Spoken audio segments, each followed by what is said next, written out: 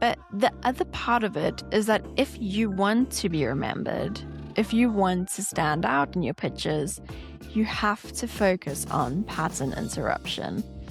And that is probably the biggest lesson that I learned when crafting and honing my craft around a perfect pitch, is how do I interrupt the normal standard way of pitching, create a pattern interrupter, get the reader's attention, and then get them to say yes.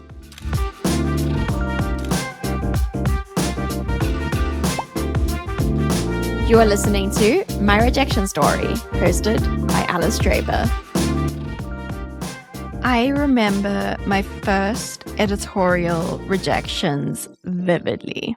So this was me as a student journalist, writing to editors, pitching an idea. I didn't have a whole great idea of how to pitch well. And most of the time, the rejection came in the form of silence, which was painful. It made me question my worth a lot. But there were other rejections that came in the form of actual, painful, rude rejections. Actually, no, there was one. I remember one rejection that arrived like that. There were others that were very nice, and I took those as wins. Those were good. It was like, okay, they like my writing. I should keep trying. But there was one rejection where basically I had an editor take on an assignment on spec. On spec means that the editor is willing to take a look at what you have written, but they are not willing to commit to it until they see the full article.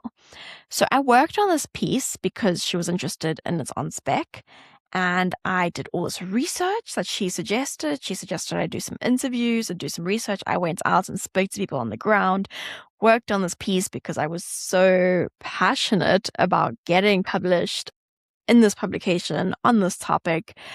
And then she ghosted me. She ghosted me for 3 weeks, which was a long time for a timely piece that was related to the current news cycle. It even, touched on like court cases happening in the news. So I followed up, and in my final follow-up, I'd sent 4 follow-ups. I asked her to get back to me by a certain date. Otherwise, I would assume she's not interested and move on. She got back to me and told me that it would be ill-advised now and in my future career to ever give an editor a deadline to meet your proposal. That was mortifying for me at the time. I thought that I had sabotaged my career. I later learned that it's actually standard practice. That is how freelance journalists know whether they should stick to an editor or whether they should shop their idea elsewhere. But the point of the story is that rejections can be debilitating. They can be extremely painful. And that rejection made it really hard for me to put myself out there, to put my ideas out there for a long time, because I thought that something bad could happen. I thought that I could actually hurt my reputation and that I didn't know what I was doing. That's not the case, honestly. Like, looking back with the perspective of many, many years in the field, the editor was the problem. I was not the problem. She was aware that I was a student journalist, and she was really just abusing her power and probably not that familiar with etiquette or standard practices with freelance journalists. So, that aside, I went on to do a 100 rejection challenge.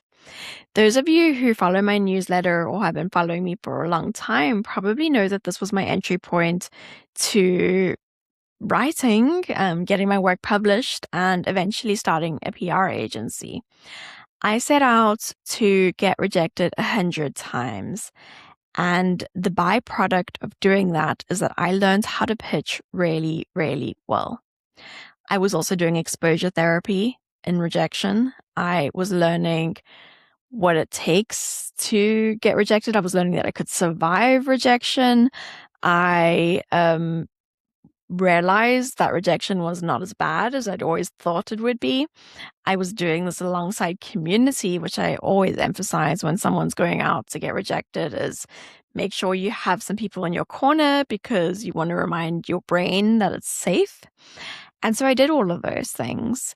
But the side effect was that I had the spreadsheets. I could see which pitches were landing. I could see which ones weren't. And I learned to pitch really, really well.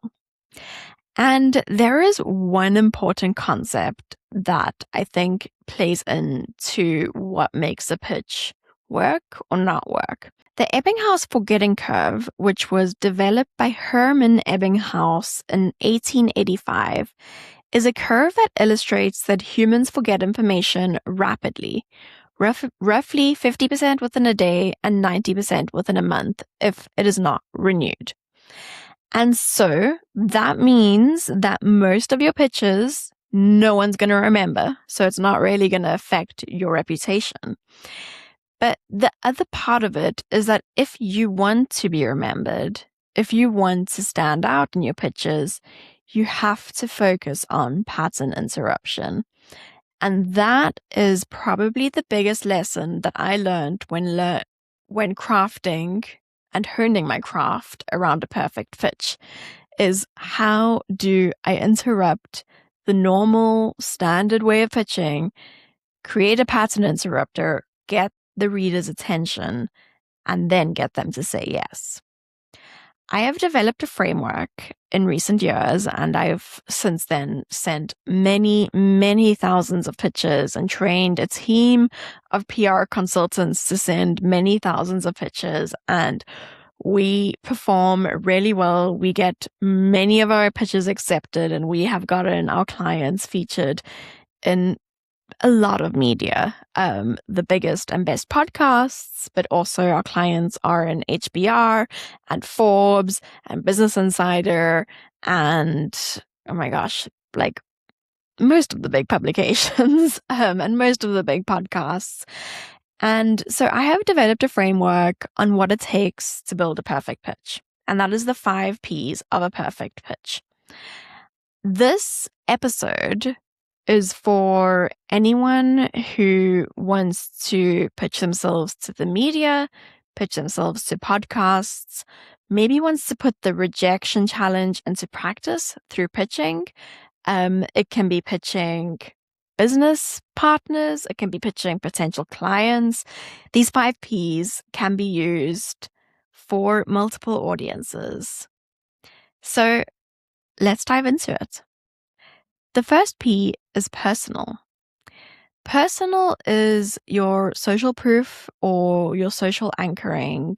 That's one aspect. So as you open up the pitch, if you can mention a mutual connection or a place that you guys have both been, maybe you're both part of the same networking society or you met at a certain event, you have some kind of point of contact, shared interest. This can be your friendly opener. It helps the brain kind of anchor that this is not just a generic sales pitch. This is someone that knows someone that I know, or is part of the same community, the same church, the same country, went to the same university as me. Look for that social anchor. If you can't find any kind of social anchor, then at least make a specific personal opener. Make a specific opener. So that specific opener could be referencing perhaps something they wrote in their LinkedIn post, but a very specific part of it, not just your latest LinkedIn post was really interesting. You want to reference a specific line that they shared. So that should be really short. It's like 1 to 2 lines maximum. And this is really just when the person reads that first line, they're like, you're not a total random person. I trust you a little bit more because we either have some kind of mutual connection or mutual community, or you seem like someone that actually is familiar with my work and has referenced something specific. The next part is plots. That is your pattern interruption. This is storytelling. You want to drop the reader into a specific scene, an emotional hook in the subject line, a short arc, an unexpected angle. So, for example, you might share a scene where your boss fired you. It doesn't have to be long. It could just be, my boss fired me and told me I was stupid. One line, create a space, move down. That scene, if it is an emotional, tension-driven scene, likely has some kind of pattern interrupter and has got the reader's attention. There is some conflict and tension, and they want to know what happens next. The third P is pressing. Timely, relevant, why now? This could be tied to the news, data, a cultural moment. So you're going to relate and give that some context to that scene, maybe explain briefly what happened.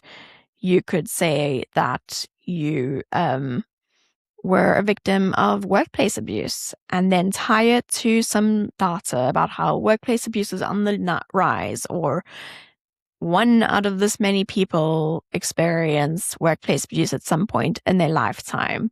So that's really tying it to the pressing components. It's like, what does the data say? Or is this related to some kind of current phenomenon? And then you want to be practical. That's the fourth P. And this, in the case of a podcast pitch, would be your speaking points.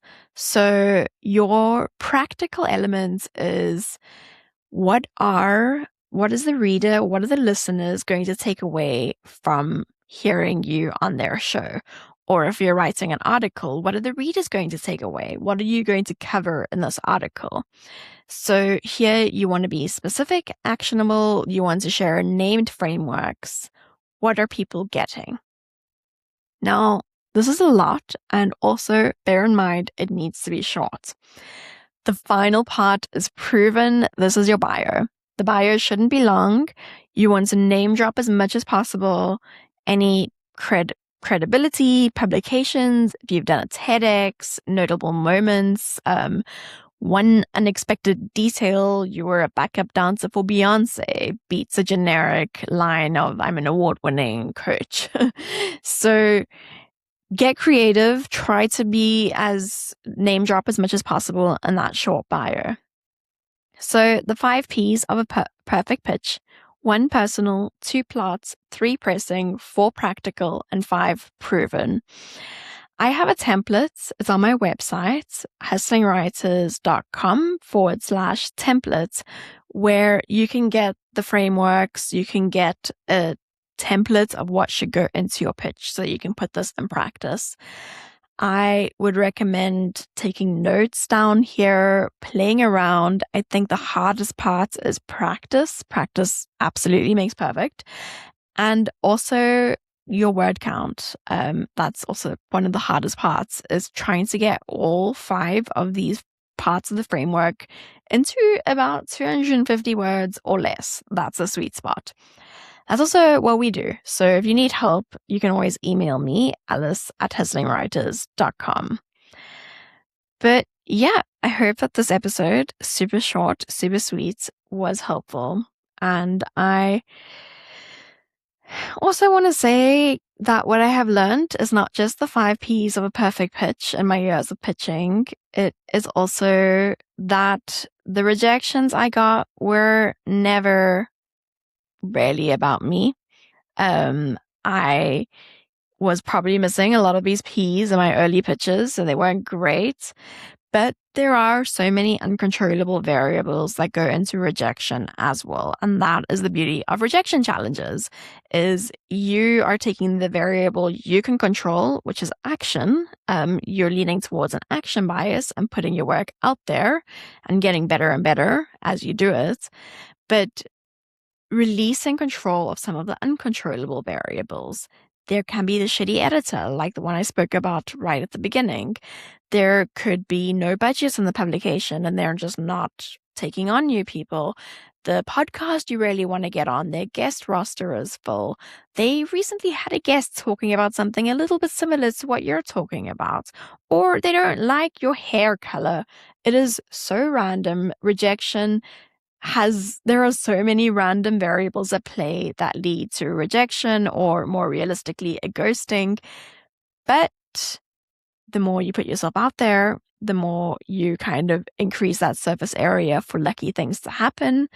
And you can get some great acceptances along the way too, which is what happened with my rejection challenge. I got published in HuffPost. I got published in Refinery 29.